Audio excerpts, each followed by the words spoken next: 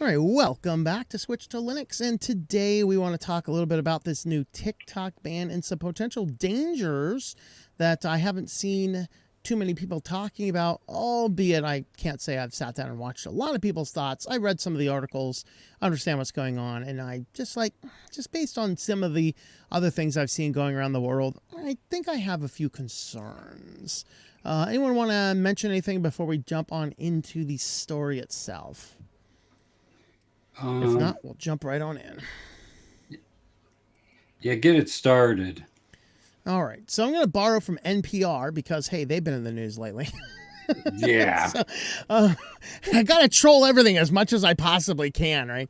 So President Biden signs into law to ban TikTok nationwide unless it is sold.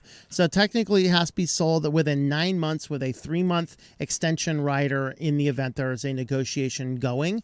So if there's like no interest in selling at all after 9 months, okay, you got to be banned. But if there's negotiations going on, they can extend that another 3 months if there is a negotiation. Of course, this was part of the omnibus bill that the traitorous fools over there signed to give $95 billion to support every single border in the entire world except our own. And nestled rightly inside of there is a thing to ban TikTok, which I do not think they should have done. So I am, of course, not a TikTok sympathizer. I think TikTok is the bane of all humanity, and I think that nobody should be using it. But I don't think that it's the government's place to actually issue any of that. So as a brief summary of what this means, by saying a ban, it's not like they're going to stop you in the streets as you're driving over the state line just past Alabama and the police officer pulls you over and say, I need to see if you have TikTok on your phone. No, it doesn't prevent an individual consumer from using it. It prevents an app store like the Google Play Store and the Apple Store from distributing the app. It would prevent any other US-based company or US-based server from distributing the app. So if F-Droid has TikTok on it, which it wouldn't, but let's say the Aurora Store has TikTok on it, probably does. If Aurora Store happens to be in the United States, they couldn't distribute it either. So you'd have to find the source from some other third party, but it doesn't prevent you from actually running it, assume you get it on your phone. Of course, Androids, you can easily sideload applications, and Apple, they're moving towards the ability to do that, although I don't know if that's exclusively European or if United States will have some options for that as well. And so with that, the bill just basically says, yeah, Chinese company ByteDance with close associations to the CCP currently owns it, and their concern is that all of that data is readily available to the CCP, just like every single bit of your data is readily available to the United States government if they want it. So to me, this is the United States government saying, hey, you can't have that data. We want that data. We want access to that data, not you having access to that data. That's kind of what is going on here. Of course, the bill was signed into law by a bunch of geriatric people who know nothing about TikTok or social media in general, and that in and of itself is a problematic thing. So that is the brief summary. Anybody have anything to add right here?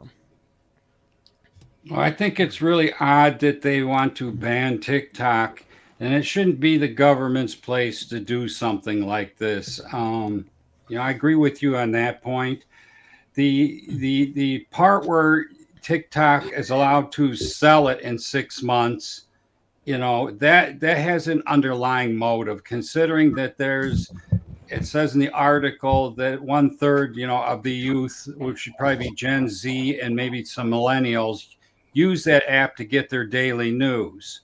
Okay, who would really want to disrupt that news? Let's think about that. Hmm. I'm not sure we get a lot of news from TikTok. To be No, honest, there is some there is some. threads that actually do have. I don't know how to put this, but Nah, I'm doing it the hard way. news channels on there Don't do it the um, hard way. that are easily used and geared for the young people. Mm-hmm. Yeah. And they're political too. Yeah, I mean, there obviously is some news over on TikTok. I'm being slightly facetious with that, but absolutely, there certainly is some. So, yeah, anyone else want to jump on? Yeah, I saw. I don't remember which one, but one of the it was a somewhat big YouTube channel who commented that this new law, it might be the LTT Vanjo, I'm not sure, who said that the weird part is that the current law is targeting specifically TikTok, but it's written in a way that it says that the president or someone he designates can add other things to this list of banned things later on. Yeah, this is like the beginning of what could become. Next thing you know, they'll ban Truth Social because you know who owns that. Yeah. They could turn around and ban Twitter or X, what they call it now, because of Elon Musk. You know. Yeah, or they can start adding specific churches to this list whom have preachers sermons that they don't like for some reason. So this is a very slippery slope. What is happening? Ivan, do you have something to throw in? Yeah, I was just thinking about like one tiny sliver of TikTok users out there that happen to run a business platform using TikTok as their primary online social media presence, let's say. And should there be a ban, I'm not gonna say they're gonna freak out, but they won't be happy. And it just makes me think, it's like, yeah, why are you trying to base your business off of an internet presence using TikTok? Or like if it's the only avenue that you're using, why are you doing that? Use something else, or even if let's say it's not, if it's like a major one, because that's where all of your traffic ends up originating from. You might want to step back and look that over a little bit and reconsider your position. Yeah, I mean, there's valid uses for TikTok, so I just don't think that this is the government's position. Now, as far as it's been signed into law, I think this is going to be yet another one of Biden's laws that will be overturned by courts because it is argued. I mean, they're arguing it on a First Amendment right, and I generally agree with them. It's like, okay, I guess we have to, because in reality, there is going to be a legal challenge, but at the same time, I'm pretty sure this is not going to go on. I'll base this simply on somebody that wanted to make a phone call to China. Is that illegal? Yeah, it depends on what you're talking about, I guess. God, Selby. Yeah, so sometime within the last year, I don't remember if it was earlier this year or if it was in the fall of last year, but Louis Rossmann commented on this because he was in favor of a ban such as this until he read the proposed law at the time of what they wanted to do, and he said that on camera that if this is what it takes in order to ban TikTok, then he is against banning TikTok because this will be used against things that they don't like, and apparently they are. So this is Trojan horse, so to speak. I am very sure that the U.S. population down the road is not prepared for what this law is going to be used for. Yeah, it's a test run for anything else they can dream up. Yeah. Yeah, I think it's a terrible decision. I think it's absolutely asinine that people out there, that conservatives are out there in the public supporting this decision and not really thinking it through what this means. I'm not sure there's too many conservatives even on board with this. It's there's crazy. There's a lot of support for this in the older population, and anybody over the age of 30. What happened to allowing parents to be parents and competition, choosing other platforms? Yeah. Choosing something like with what Yvonne said, why not choose something other than social media to present your business to the general public? I've always found that very odd. You have social media pages, but yet you don't have a website.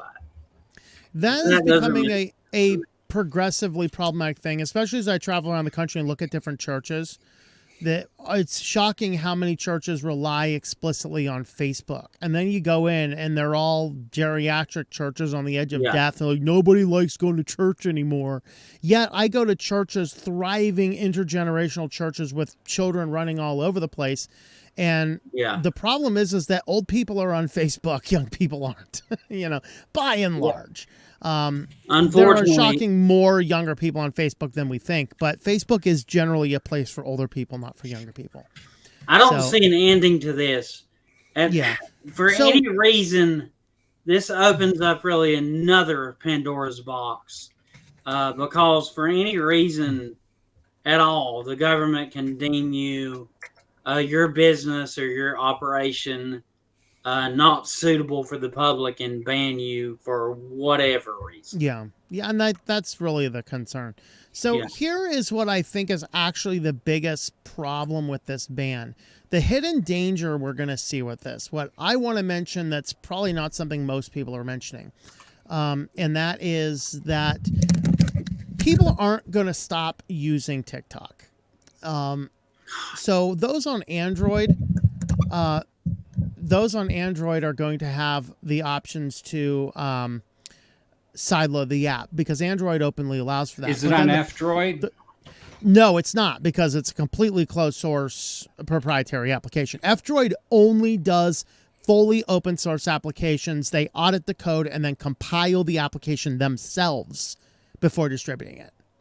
It's not like, oh, we see it's an open source application, let me grab the APK and distribute it. They actually compile all of the applications they distribute on their site after auditing the code, so that they know that the code that they have audited is actually the code being distributed, which is different from some other places. Of course, Aurora Store allows you to download a variety of different Google Play Store apps without a Google account. But then there's other places you can just, you can literally just go online and grab APKs randomly that are who knows what. And that's what people be like, is you'll hear, oh, well, I can't get it from the Play Store anymore, so I gotta have my TikTok. And so you just type in TikTok download. And of course, we know that the first thing that's going to show up is a malvertising campaign. So people are going to grab malware and start sideloading malware. So not only do we have spyware from China, now we have spyware from whatever other hacking group has decided to add spyware. But it might still be a fully functional TikTok application. You don't really know the difference. And so we are going to see a mass increase in malware distribution on the basis of this. And then as everybody had mentioned here, as it goes further and further and further down the line and more things are banned, it's just going to produce this Pandora's box of malware that's being just spread everywhere. And that really is going to be the big concern that I would have, because it's already dangerous. I don't think people should use TikTok, but it's not the government's job to regulate that. So anybody want to jump in with anything else before we get into the final thoughts here? Because I have a sneaky suspicion I might tell somebody something here that they may not know. So anyone want to jump in before I do that? I'm good. All right. So here's the thing. You say, well, I don't use TikTok. It doesn't work. Yeah. Because TikTok, like Facebook and Google Analytics, is on more websites than you can possibly imagine.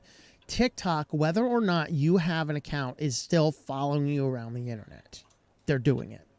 The question is, what can we do about it? Because there are ways. Now, one of the concerns I had switching to Graphene OS to test this out is it does not have the ability to customize my host file, which means I can't put my my blocking scripts in there to block all the different things. Now, there are other options, and we're experimenting with some of them. But what I have found is what most people are thinking is the best option still doesn't have any way to block TikTok. It can block Facebook all day long, other social media applications, but TikTok is not on their ban list, and I can't custom provide a list of 30 or 40 or 50 domains to block, which TikTok has.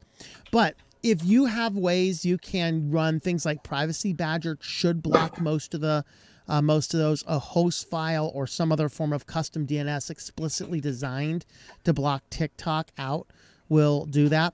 Of course, if you have like a pie hole on your network, you can do that. I'm using pfSense router with NG blocker, so I block out everything related to TikTok and TikTok tracking. So as long as I'm on my, I'd say home network, but it's my VAN network here, my gigabit VAN network in my ProMaster VAN. I'm a geek, man. As long as I'm on that, TikTok cannot track any system that's on this platform because we have done a really good job. So even if you're not using TikTok, you still have to take active steps to prevent TikTok from actually tracking you. Now, I did ask somebody on our Matrix server who has access to more testing and development services to look into something today.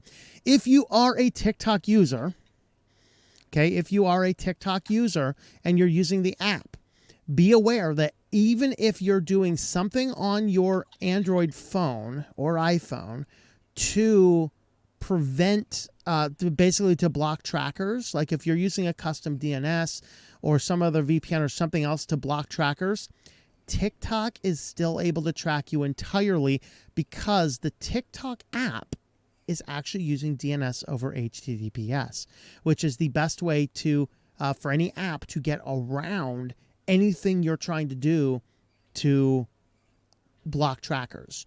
So why do we know this? Well, what he did is he set up the system, blocked TikTok, and then he set up his testing environment with the app, and then the app was still able to get around it, and that means they were using DNS over HTTPS, which of course we're going to start seeing more apps do down the road because it prevents you from blocking the tracking like they would like, and could even prevent ad blockers within an application, even if there were like a global blocking you could use.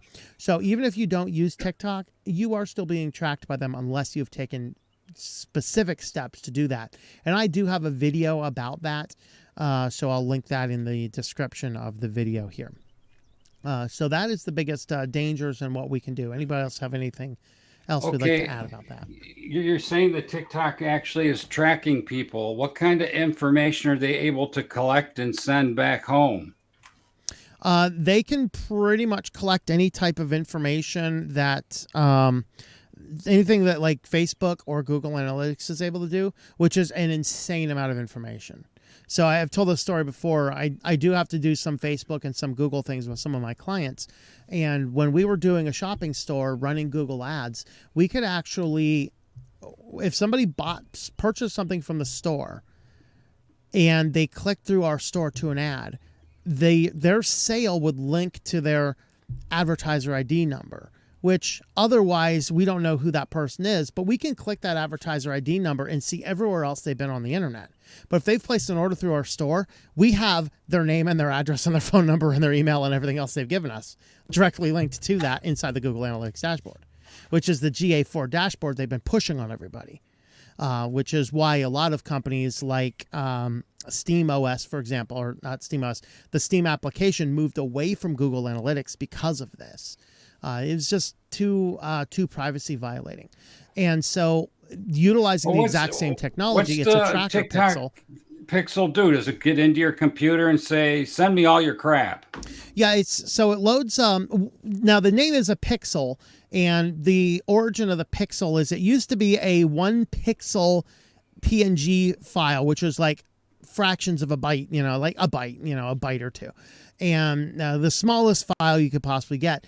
And the purpose of it initially was just to see, did this IP address link to this server? So you would embed it in an email or something like that. So when you open the message, it would download the pixel, and then the originator of the pixel would have a list of the people so they could see who opened it. That was the origin. They're called pixels still.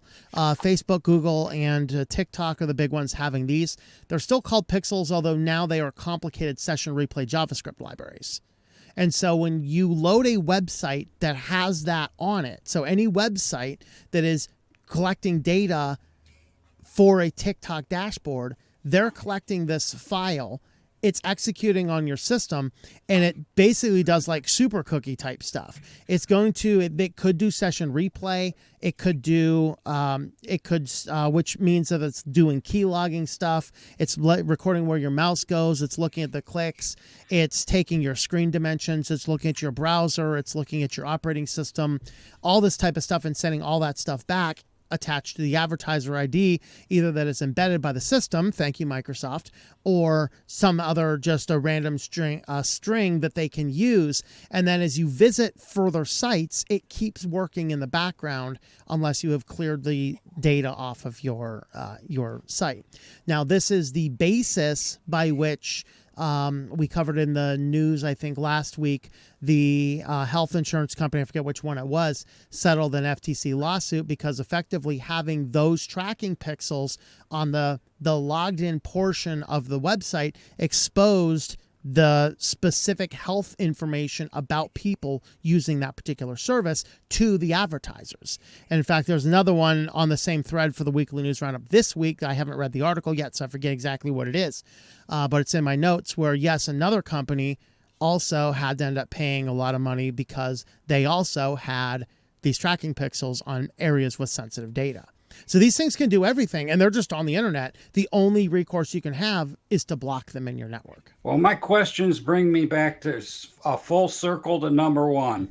And this is why they actually probably did this ban on TikTok, because they want to force them into selling it within 6 months, because it's capable of collecting all this information, which in turns actually helps build bigger profiles and more data in the profiles to go by. Yeah, and just a reminder that the same House that just passed this to try and force all that data going to an American company is also the same company that the same Congress that just voted last week to expand the FISA courts again, basically allowing the big tech to be forced. In fact, the new ruling basically says anybody who has even remote access to where those servers are at is complicit to give the government anything they want, even on gag orders.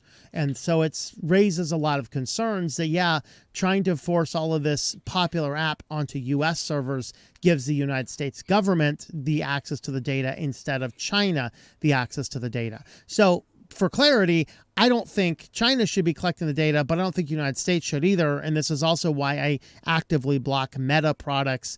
And Google's the only one I allow select Google stuff through. But really, Google's mostly blocked. It's just YouTube is whitelisted on my networks because this is where the audience is. But of course, if you are listening on YouTube, yes, we are also co-streaming this to Odyssey, Rumble, Twitch, and DLive as well. So that's what we're doing. We're here because this is where the people are, but we are on other platforms as well. All right. Anything else? It's an absolute nightmare, and it worries me as someone that actually cares about the people that I work for, and the amount of stuff to educate them on. And the amount of stuff that they don't know or understand about basic privacy, and the lengths that you have to go to now to have something like a Pi-hole or some sort of cloud-based system. It's something that I want to offer for my clients. Well, I'll tell you, it is getting really easy. There, as I said, there are some limitations with it, but I've been experimenting with a free service called NextDNS. And I connected that into the Graphene phone. And other than the issue that it doesn't block TikTok, it does block everything else. So I was able to manually add the biggest offenders in the TikTok. So I added a good 10 or so domains to block in there. Is it open source? Because with something like that, it is not, and that is going to be one of my criticisms of it, as far as I know. But I looked at the options of if you had a robust home network, you could host something like a Pi-hole locally, and then access it via VPN or some other way of accessing it on your phone. But since me being in the van, my internet is not always on, so that's not really a solution. I am going to be investigating, can I install that onto one of my other servers that I control rather than somebody else's. So I want to investigate that. I just haven't investigated it yet. Then this is a free option, where it allows, I think, up to 300,000 requests a month for free, and then you'd have to start paying for it. But it also has a very robust parental dashboard.